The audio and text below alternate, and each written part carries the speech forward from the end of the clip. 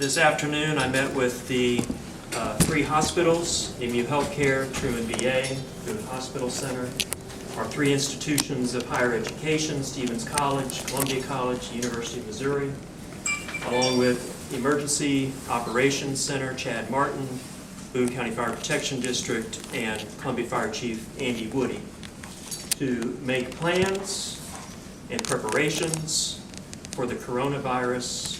And I want to announce this afternoon that later this evening, I plan to introduce an emergency resolution for the City Council to consider that we recommend following the CDC guidelines of prohibiting events of 50 people or more, that we restrict gatherings of 25 or more, particularly in our places of worship, that we work with our schools both at the higher education level to suspend in-person classes and go online while continuing the essential functions of those campuses, but also to stand with our Columbia Public School system in the decision that they have made to protect the health and safety of not only their students, but our community.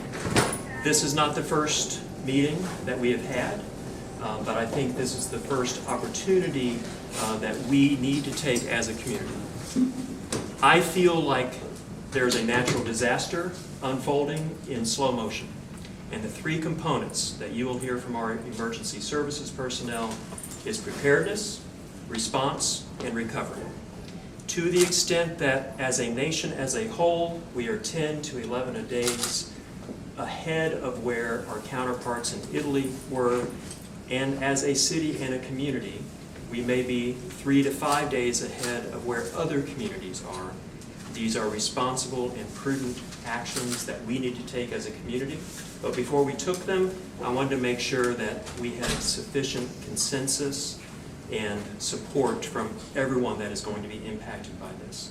And I can tell you, this virus is going to expose and exploit all of the inequities in our system, not just in our healthcare system with those who have health insurance and those that don't, but our first responders, those with child care, particularly hourly workers that may not be able to work for the foreseeable future, those that have technology and those that don't, those that have paid medical leave.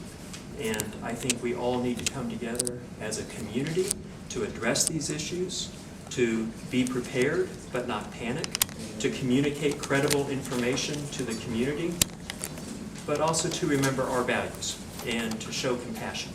So I'm happy to answer questions. We've also got a cross-section of the folks that we met with this afternoon to answer any specific questions that you might have. Mayor Treece, my question for you is the guidelines that you just spoke of. Are you hoping people just cooperate and do this, or are you going to try to enforce these guidelines? Enforcement will be a major part of this, and right now this resolution gives the city manager and our city county health director, Stephanie Browning, the authority that they need under our existing ordinances for both civil defense and epidemiology to take whatever actions necessary to enforce that. I will tell you, however, when it comes to limiting bars and restaurants at this point, the decision is to limit bars and restaurants to 50% of their capacity or 50 people or less, including their staff. And I've reached out to restaurant owners, the Restaurant Association, and I think there is broad consensus from both the national, state, and local level to follow those guidelines. I understand that a number of bars have also agreed that they need to close and contract their operations accordingly. Okay, down here. Has there been any sort of measures talked about at the city airport, considering it connects to two major hubs where there are major backups with people? Yes, and obviously if you drive through the parking lot, you know that air travel is in and of itself contracting. We've been in constant communication with the airlines over the last couple of weeks, both in terms of how they clean planes, but also, you know, we are not an international airport, and so anybody that comes to the Columbia Regional Airport has to first go through Denver, Chicago, or Dallas, and whatever screenings and testing are happening with symptomatic passengers are being evaluated there before they get to the Columbia Airport. But the impact to not just the airport but our community is going to be significant. But I can tell you from a health and human services standpoint, we have had those conversations, yes. And then follow up on Marshall Public Schools announced Saturday evening they had somebody taken by ambulance to a Columbia hospital. Is there any information about which hospital may have potentially been I exposed? can't discuss that from a HIPAA standpoint, but I can tell you, generally speaking, when these tests come back positive from the state health lab, our city county health director will be notified, and she will alert healthcare providers and to be on heightened alert, but also to begin that contact tracking for every person that presumptive positive case may have come in contact with. But I don't have any information on that. And it's important to note, there are no confirmed cases in Columbia or Boone County. Amen. But that gives us the leading edge, if you will, to take these responsible actions now to help reduce the need for that testing later. I have a question about the restaurants. So you had mentioned that you want restaurants at 50% of capacity or 50 people or less. Yes. Less. What if they have a 200-person capacity? You still want to at that 50 Absolutely. limit? Okay. And the restaurant owners that I've spoken with, they're going to try to transition to takeout or delivery only. The chain restaurants are following their national guidelines.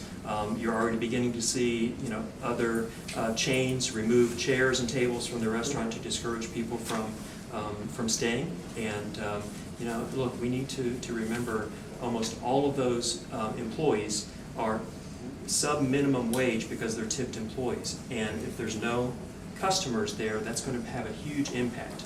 The impact from workforce development to Dr. Stiepelman and Columbia Public Schools' decision is also going to have an impact for those parents that may not have access to child care and may need to stay home from work. That has particularly impact on healthcare workers, first responders, but all of us. And so as employers, I think we need to take a look seriously at how can we cross-train the ebb and flow of that workforce to make sure that they're filling the gaps somewhere else in our community, not just in that company, but in our community. Now, the federal and state governments have already been talking about financially how can they support folks as they go through this. Is there anything that the local government can do or is talking about doing to help these people stay afloat? Sure, and I spoke to the governor last night along with the mayors of Kansas City, St. Louis, Springfield, and Cape Girardeau. I asked them to consider tapping the unemployment compensation fund to let those workers access their money. Right now, employees and employers jointly contribute to state unemployment taxes. We ought to help those workers who are laid off through no fault of their own access their money during the next 2 to 4 to 6 weeks there. I ultimately, and I also reached out to the Columbia Chamber of Commerce this afternoon and asked them to help consider adding their voice to that effort as well. But this is going to have a huge impact. What's been the hardest part for you in making these decisions, having these discussions? Yeah, we make the best decision we have with the information that we have that day. 2 weeks ago, I would have told you that fear is more contagious than the virus. As we got closer to seeing that wave, I think the actions that we're taking today are responsible, but the facts on the ground change every hour, if not every day. And look, we have to look at this. If you told me that on April 2nd we're going to have 3 feet of standing water in Columbia, or a catastrophic tornado, or a fire, what steps would we take today to prepare people for that? And I think that's exactly where we are today. I think these are responsible steps to take with the consensus of our institutional and community leaders. So far, the state's response, state leadership response, has kind of tracked or lagged slightly behind the federal response. Do you have any qualms about getting ahead of that in terms of preparations for the city, limiting stuff here before the state suggests it or the federal government suggests it? Well, look, I've said on any given issues, whether it's climate changes or gun violence, that if the state or federal government are not going to act, we will. Where that impacts us here today with this current challenge is on the issue of testing. We have a number of healthcare providers today that are working to get certificated this week so that they can begin a faster turnaround and faster response time for that testing. But we have to get ahead of the curve for testing this population so that we can begin those self-isolation and quarantine activities. And a quick follow-up, do you have any updates on testing capacity in Columbia? The governor mentioned it in his Friday emergency address that Mizzou might start running tests. We're better than most communities, but I'll wait until those announcements are made later on this week. David? So is there a precedent for an emergency resolution? What's the history of that? Do you know any of these before here in Columbia? I don't know, and look, we are deep into uncharted territory here.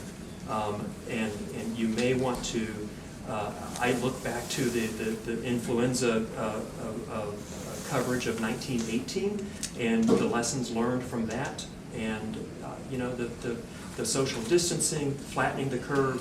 When we look at our hospital capacity here, I think these steps are important to take. Keep in mind, Columbia as a healthcare destination may be disproportionately impacted by this. There are 14,000 patients from 25 counties that come to Columbia for their primary care diagnosis. So it's not just the persons in Columbia and Boone County that we have to be aware of. It's others at the VA, at MU Healthcare, at Boone Hospital that may be coming here for the care they need. So when you say that Stephanie Browning and John Glasscock will take your resolution tonight and be the enforcers of that, is that what you indicated? The resolution. What's the power of an emergency resolution? Well, that gives them the imprimatur of council, and I want a unanimous vote from council that these are necessary and appropriate steps to take.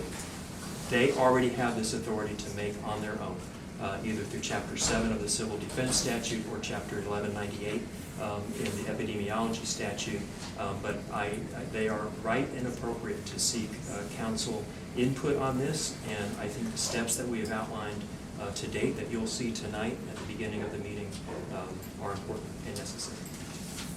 The CDC suggested just a little bit ago today that people not get in groups larger than 10. Would you look at lowering this? I'm looking at this room right now. Right. So look, when I was on the phone with the governor last night, you know, we made the comment that, you know, Kansas City's banning groups of 1,000 or more. Springfield was at 250. St. Louis was at 100. Columbia had not taken any action yet, and while we were on the phone, the CDC issued their guidelines of 50 or more. And so we adopted that. I think what is important here is that we have consistent and unified messaging for the public with respect to bars and restaurants. It doesn't make sense that a bar or restaurant can be closed in East St. Louis, Illinois, but they can come across the river to St. Louis. I expect St. Louis to make this decision quickly, as well as Kansas City. Same with school closings and suspending in-person classes. Is Dr. Stiepelman available? He I was is. also going to ask Yeah. that. I have a question. Sure. So why April 13th for the target date to resume? And also, what do you see as far as the challenges? Because or a lot of people are concerned about those children, who the mayor said, who have parents that are hourly workers who may or may not be able to adjust to 4 weeks of no classes at this stage of the year. David, you have to know this was probably the most agonizing decision to make, one that didn't just happen. It wasn't a single point in terms of doing this. This was a real team effort in terms of talking with our team, talking with the mayor, talking with Stephanie Browning, talking with everybody, trying to get a real sense of what this decision would mean for us if we were to choose to close. So just in case you don't know, we made a decision today that we were going to close starting on Wednesday, and we will open up again. We plan to open up again on April 13th. That's a Monday. But it's possible that we'll have to continue, but that's our scheduled time of reopening.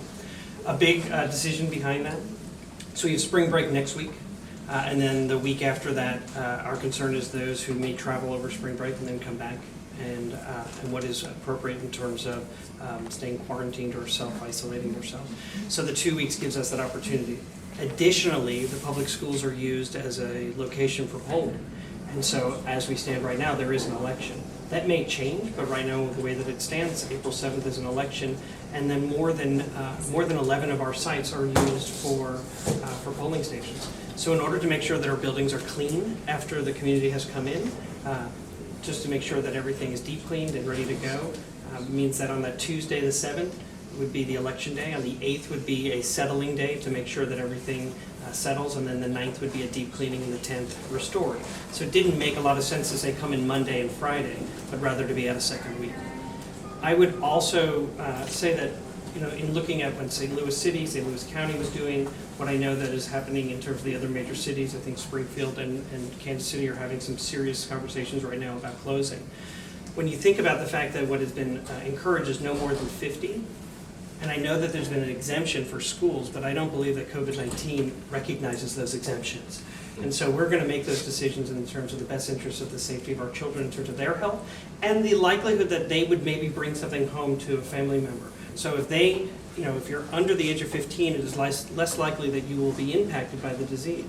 But here's the thing, if that virus hits you and you bring it home to someone with a compromised immune system in your home, that's a challenge for us. So we're going to continue to work closely with the city and the county and make good decisions for our kids. We're going to make sure that kids are fed.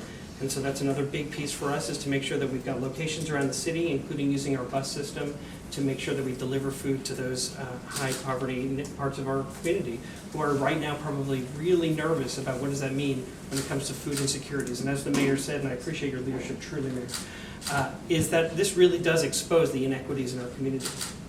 So I hope that we'll think about that. And again, it is about compassion. Dr. Stiebelman, what is your main message to the parents as you make this announcement? I think that our parents will probably understand, based on the amount of feedback I've been getting from parents asking us to start looking closely and carefully about flattening this curve. And so I think that they will understand that this is really not, this was probably one of the hardest decisions we've ever had to make, to say that we're going to be closed. Because I know that what happens when our schools are closed, there's a rise in potential domestic violence. There's a rise in the fact that our kids are now potentially not going to listen to their parents and leave the home. And so those types of things really do scare us, but we also know that we have an obligation to our greater community, and that greater community is saying, right now, I want my kid home with me and safe and not being risked of being exposed. Do you feel like the district waited too long to make this decision? I don't, and I appreciate you saying that. I think we waited, we spoke with epidemiologists who have been responsible for writing Missouri's plan. And one of the big things that we were advised to look at, A, do you have exposure right now? Is there a test positive, for which in Boone County, not yet? We were also asked to look at, one of the deciding points is looking at your attendance. So if your attendance is strong, it means that families are still in an aspect of they feel comfortable sending their children to school. We saw a great drop today.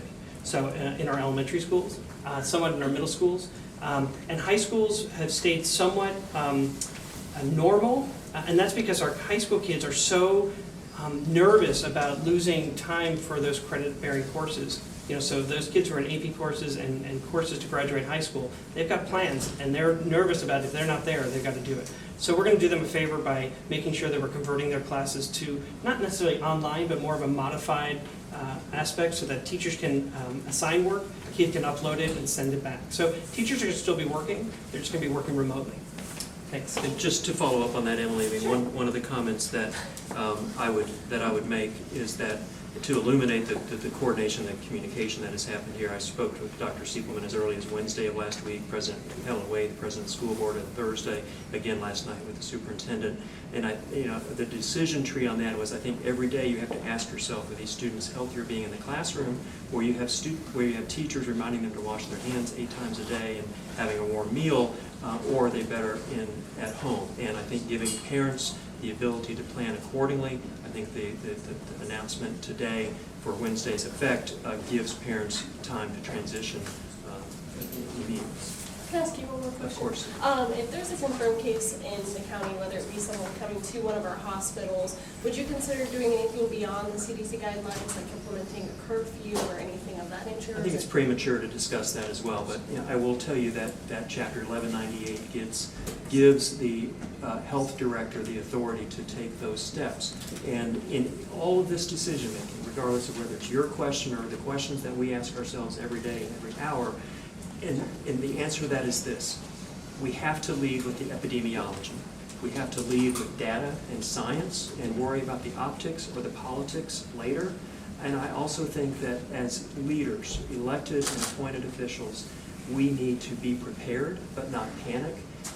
This epidemiology is something that our health director and our health care providers have planned for years. And while this specific coronavirus is different, their response is the same.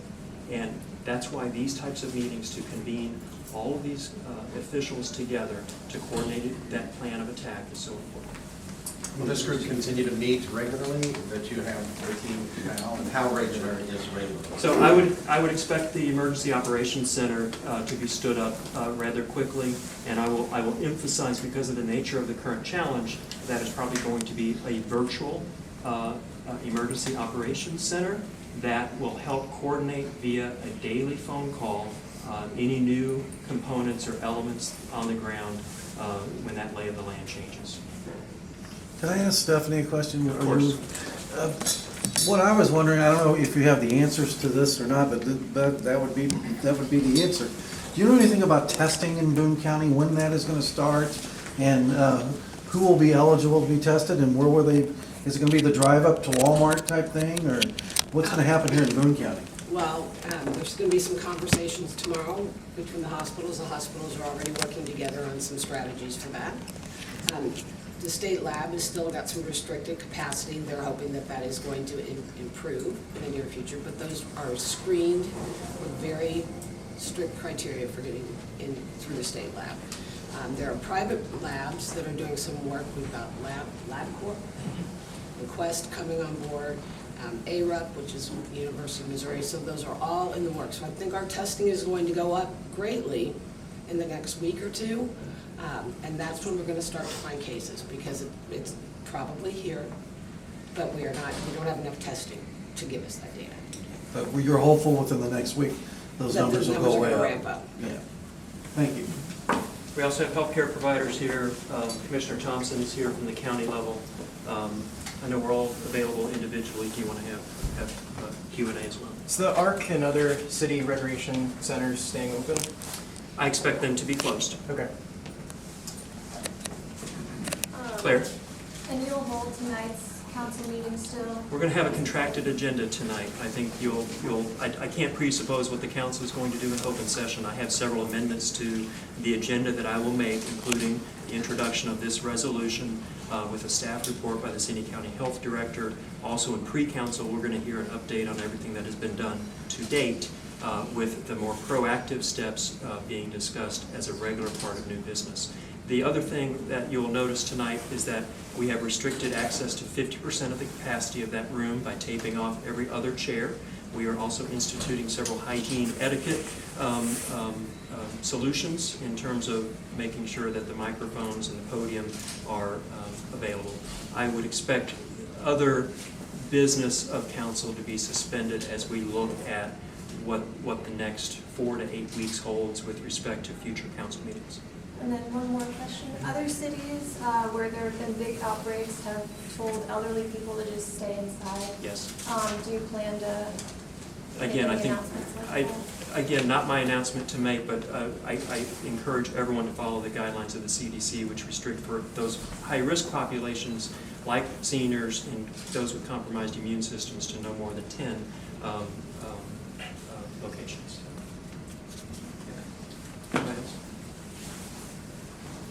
Okay, thank I'd you. love to hear from someone from one of the hospitals about. Of course. Brian, can I get you one? Of course, yeah. Hang on just a minute. One of the hospital providers, Yeah. anybody? Mr. Cartwright, would you have to? Yeah. And if folks from the hospitals want to gather, that'd be great. We'll gather.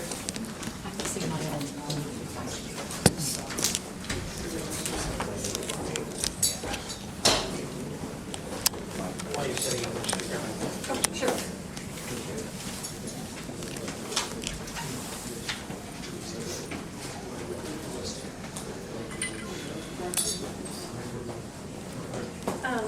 We're hearing, a lot of folks talking about supplies for hospitals, don't buy masks and gloves, and do you guys feel like you're adequately supplied and prepared as more cases start to come up here locally?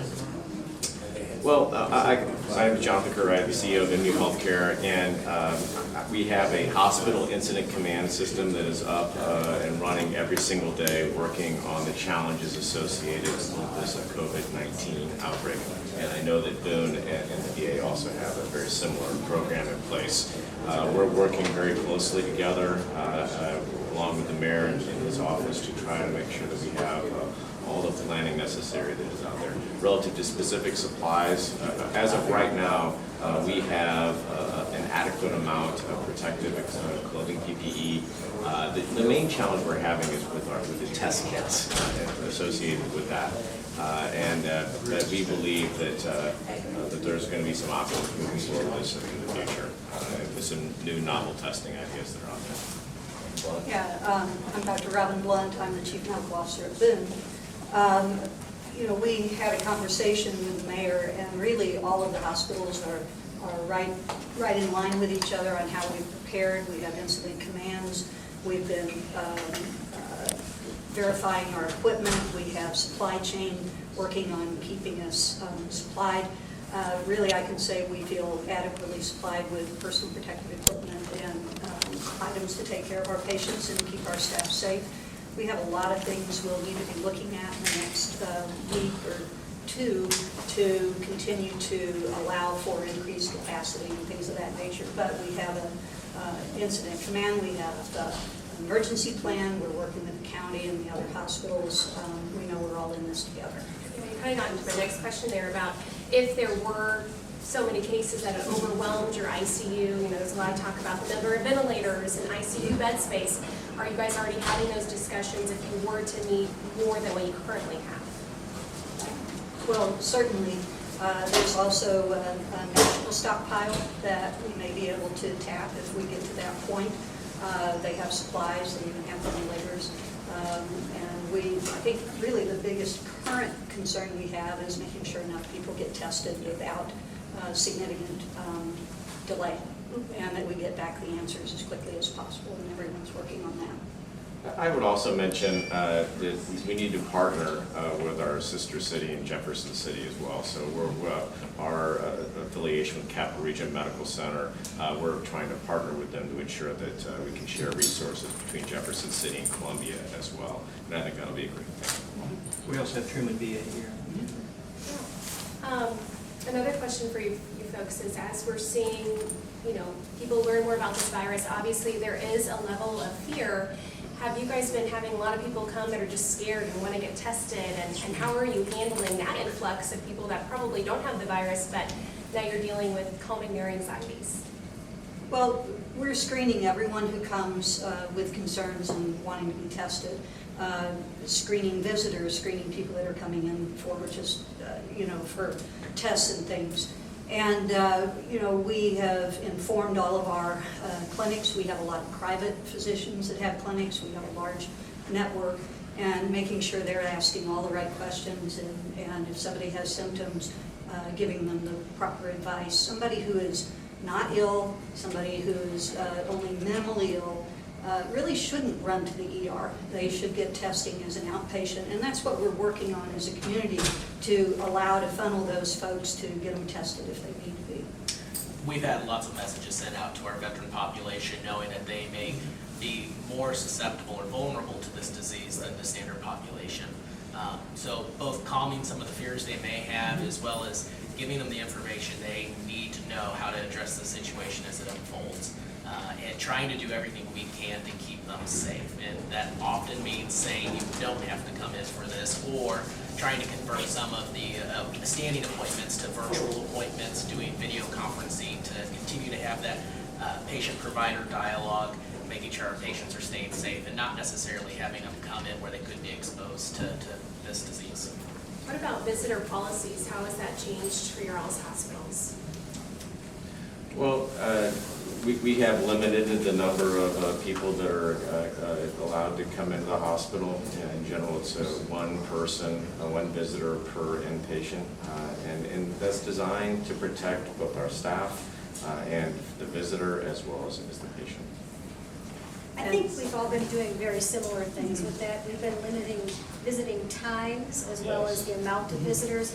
And in our community living center, which is our nursing home, we have restricted it to no visitors unless the veteran is in very end of life.